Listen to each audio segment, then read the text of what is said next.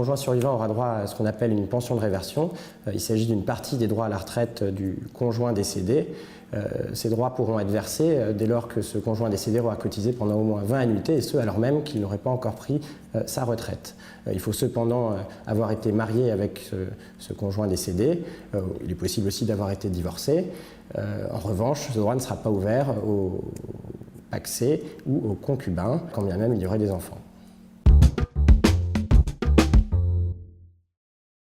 Les droits à la retraite de ce conjoint décédé seront partagés entre les conjoints survivants en fonction de la durée de leur mariage. Dans l'hypothèse où l'un des ex-conjoints viendrait à décéder, eh bien, la part des conjoints survivants serait accrue dans la proportion correspondante. Évidemment sous réserve de remplir les conditions d'attribution de ces droits à la retraite. Il faut avoir au moins 55 ans, sauf si le conjoint décédé est décédé avant le 31/12/2009.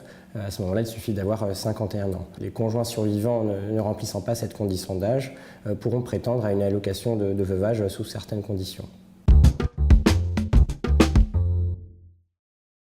Les conditions relatives aux ressources du conjoint survivant ont été fixées pour pouvoir prétendre à une partie des droits à la retraite de ce conjoint décédé.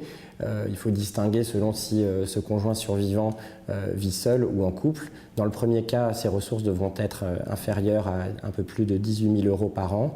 En revanche, si ce conjoint survivant vit en couple, ces ressources devront être inférieures à un peu plus de 29 000 € par an.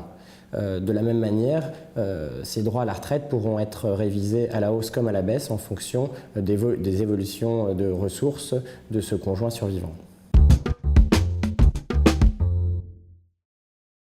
Si le défunt avait une retraite complémentaire, le conjoint survivant pourra prétendre à 60% de ses droits à la retraite. Aucune condition de ressources pour ce conjoint survivant n'a été fixée. En revanche, il ne devra pas s'être remarié.